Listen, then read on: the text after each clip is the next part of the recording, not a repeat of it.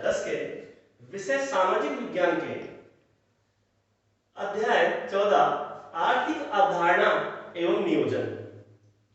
ये पुराने और नए दोनों विद्यार्थियों के लिए अत्यंत उपयोगी है। नए जो अभी 10th क्लास में आए हैं उनके प्रथम वर्ग के सिलेबस में है, और जो पुराने जो अभी सामाजिक विज्ञान का परीक्षा देंगे उनके लिए तो उपयोगी है। इसमें कुछ टर्मिनोलॉजी है, कुछ परिभाषाएं हैं। सबसे पहले हम एक देखते हैं कि मुद्रा क्या होती है। मुद्रा एक वैधानिक सर्वमान्य इकाई, एक ऐसी वैधानिक इकाई जिसको एक निश्चित परिक्षेत्र में मान्यता प्राप्त होती है और वह क्रय और विक्रय के साधन के रूप में प्रयुक्त होती है, उसे मुद्रा कहते हैं। आदिकाल से मुद्रा का हमारे यहाँ प्रचलन रहा हुआ है। हम पहले कौड़ी का उपयोग करते थे, उसके बाद हम सिक्के हमारे यहाँ चले। राजा महाराजाओं ने अपने अपने सिक्के जो खुदवाए बनवाए। अब किसी एक निश्चित परिक्षेत्र के अंदर, एक देश की सीमा के अंदर एक मान्यता प्राप्त एक वैधानिक इकाई होती है, उस इकाई को हम मुद्रा कहते हैं। इसका क्षेत्र सीमित होता है, उसकी वैधानिकता एक निश्चित क्षेत्र में ही होती है। उस निश्चित क्षेत्र से आशय एक देश। भारत में जैसे रुपया प्रचलित है, भारत का रुपया भारत में ही क्रय विक्रय के काम आता है। कोई वस्तु आपको खरीदनी है या वस्तु आपको विक्रय करनी है तो बेचने के बदले आप रुपया लेंगे, या कोई वस्तु आप खरीदेंगे तो खरीदने के बदले आप रुपया देंगे। अमेरिका में डॉलर चलता है। यदि एक देश से की मुद्रा दूसरे देश में जाएगी तो उसको फिर विनिमय करवाना पड़ता है। अगला हमारे परिभाषा है आय। आय एक ऐसा साधन है जो किसी भी परिवार के कल्याण की योजना, कल्याण को दर्शाता है। किसी व्यक्ति या परिवार के कल्याण को देखने का एक सर्वाधिक उपयोगी कारक आय को माना गया है। किसी परिवार की आय अगर ज्यादा है तो ये समझा जाता है कि कल्याण उसका अच्छा है, उसकी दैनिक दिनचर्या या उसकी समाज में स्थिति अच्छी है। तो आय एक ऐसा साधन है, एक ऐसा एक पैमाना है जिससे उस व्यक्ति की, उस परिवार की कल्याण की स्थिति को मापा जाता है। अगला है हमारा वित्तीय वर्ष। प्रत्येक देश के द्वारा एक अपना वित्तीय वर्ष निर्धारित किया जाता है। भारत में वित्तीय वर्ष 1 अप्रैल से लेकर 31 मार्च तक निर्धारित किया गया है। हर देश का अलग अलग अपना वित्तीय वर्ष होता है। उस वित्तीय वर्ष के हिसाब से ही वे अपने बजट को बनाते हैं और उस बजट की जो बजट को लागू जो किया जाता है उस वित्तीय वर्ष के लिए ही किया जाता है। हर देश का वित्तीय वर्ष अलग अलग होता है। भारत में यह वित्तीय वर्ष अंग्रेजों के समय से ही 1 अप्रैल से लेकर 31 मार्च तक किया गया है। अगला है राष्ट्रीय आय।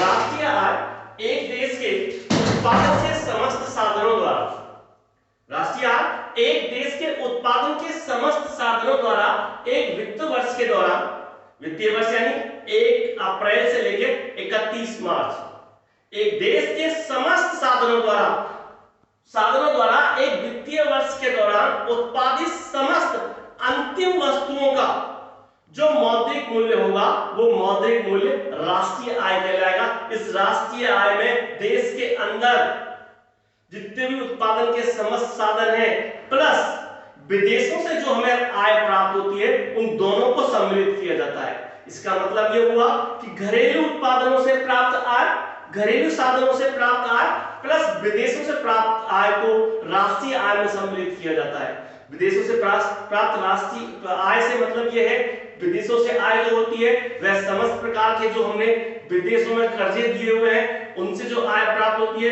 विदेशों में जो भारतीय रह रहे हैं वो हमारे देश में जो भी पूंजी निवेश करते हैं या जो मुद्रा को लेके आते हैं या पूंजी को लेके आते हैं वो, तो एक देश के समस्त साधनों द्वारा, इस समस्त साधनों में देश की घरेलू आय और विदेशी आय दोनों को सम्मिलित किया जाता है।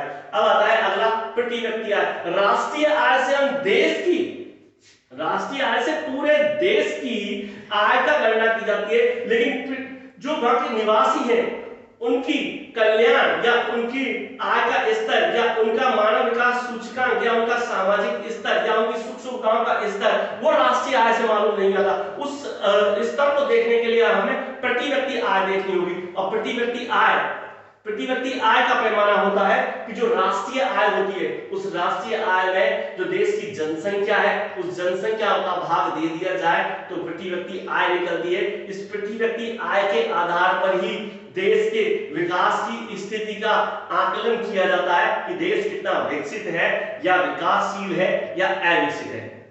आज हम माने तो हमारे यहाँ भारत की प्रति व्यक्ति आय प्रति वर्ष 1,44,000 रुपए के लगभग है, यानी 12,000 रुपए के आसपास। और यही अमेरिका में कई लाख है। अमेरिका में यही प्रति व्यक्ति आय तकरीबन 24 लाख रुपए प्रति वर्ष है। तो ये एक अंतर हो जाता है विकसित देश और विकासशील देशों का। अब हम देखते हैं अर्थव्यवस्था के क्षेत्र।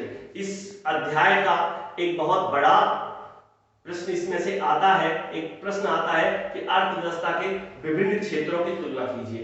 अर्थव्यवस्था के विभिन्न क्षेत्र, अर्थव्यवस्था में जो उपयोगी क्षेत्र होते हैं, किसानों का क्षेत्र है, उद्योगपतियों का क्षेत्र है, या उसमें जो सेवा दे रहे हैं विभिन्न क्षेत्र, उनको अलग अलग तरीके से वर्गीकृत किया जाता है। अर्थव्यवस्था के 3 क्षेत्रों में बांटा जाता है, प्राथमिक क्षेत्र, द्वितीयक क्षेत्र और तृतीयक क्षेत्र। प्राथमिक क्षेत्र है, इसमें उत्पादन के समस्त प्राकृतिक साधनों से जो उत्पादन हो रहा है, समस्त प्राकृतिक संसाधनों के प्रत्यक्ष उपयोग से। प्राकृतिक संसाधनों से मतलब यह है कि हम खेती से जो उत्पादन कर रहे हैं, हम मत्स्य पालन से जो उत्पादन कर रहे हैं, हम खनन से जो उत्पादन कर रहे हैं, हम मत्स्य पालन से जो उत्पादन कर रहे हैं, इन समस्त प्रकार के उत्पादनों को, इन समस्त प्रकार की उत्पादन प्रक्रिया को जिस क्षेत्र में सम्मिलित किया जाता है वह क्षेत्र प्राथमिक क्षेत्र कहलाता है। प्राथमिक क्षेत्र यानी इसमें हमारा किसान, इसमें हमारा खनन क्षेत्र। भारत की स्थिति को हम देखें तो भारत में प्राकृतिक क्षेत्र बहुत बड़ा है, क्योंकि देश की लगभग 2/3 जनसंख्या कृषि कार्य करती है। तो ये एक बहुत बड़ा क्षेत्र है, लेकिन समस्त हम राष्ट्रीय आय में इसका या सकल घरेलू उत्पादन में इसका हम योगदान देखें तो इसका योगदान कम है।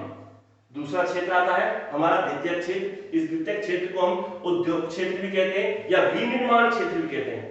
विनिर्माण क्षेत्र से मतलब यह है कि जो प्राथमिक क्षेत्र होता है, उस प्राथमिक क्षेत्र से जो भी उत्पादित की हुई वस्तुएं हैं, उन उत्पादित की हुई वस्तुओं का विनिर्माण करके दूसरे वस्तुओं में जो पुनः प्रसंस्कृत किया जाता है वह विनिर्माण क्षेत्र कहलाता है। जैसे हम देखें कि जैसे सरसों से जो सरसों प्राप्त होती है, उस सरसों को तेल निकाला जाता है, उस तेल उससे खल भी निकलती है।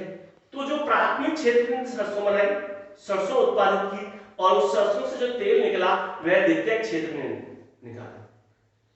ऐसे ही हम देखें जो भी किसी खनन से जो उत्पादन प्राप्त होते हैं, खनन से रॉक फॉस्फेट प्राप्त हुआ, रॉक फॉस्फेट का उत्पादन हमने किया, वो प्राथमिक क्षेत्र कहलाता। लेकिन रॉक फॉस्फेट से जो हमें सीमेंट जो बनती है वो द्वितीयक क्षेत्र में बनती है। वो प्राथमिक क्षेत्र हो गया खनन का और द्वितीयक क्षेत्र हो गया जो उससे विनिर्माण किया गया।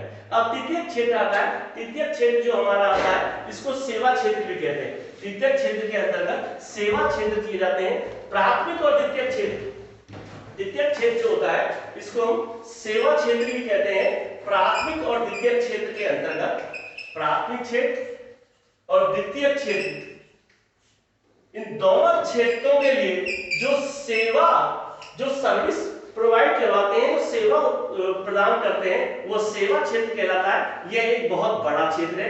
इसका हमारे राष्ट्रीय आय में बहुत बड़ा योगदान है। सबसे बड़ा योगदान तृतीयक क्षेत्र का ही है। अब इसके क्षेत्र के अंतर्गत क्या आते हैं हमारे चिकित्सा, इसके अंदर शिक्षा, चिकित्सा, शिक्षा, परिवहन, दूरसंचार, ऐसे समस्त प्रकार के क्षेत्र जो प्राथमिक और द्वितीयक क्षेत्र के लिए भी आवश्यक है। बैंकिंग क्षेत्र इसके अंतर्गत आता है। बैंकिंग क्षेत्र, समस्त प्रकार के क्षेत्र जो प्राथमिक और द्वितीयक क्षेत्र के लिए आवश्यक है। अगर ये सेवा क्षेत्र ना हो तो प्राथमिक और द्वितीयक क्षेत्र को अपना कार्य सुनिश्चित तरीके से नहीं कर पाएगा। जैसे हम परिवहन के साधन लेते हैं। परिवहन के साधन फसल को एक स्थान से दूसरे स्थान पर पहुंचाना, उद्योग के लिए परिवहन आवश्यक है।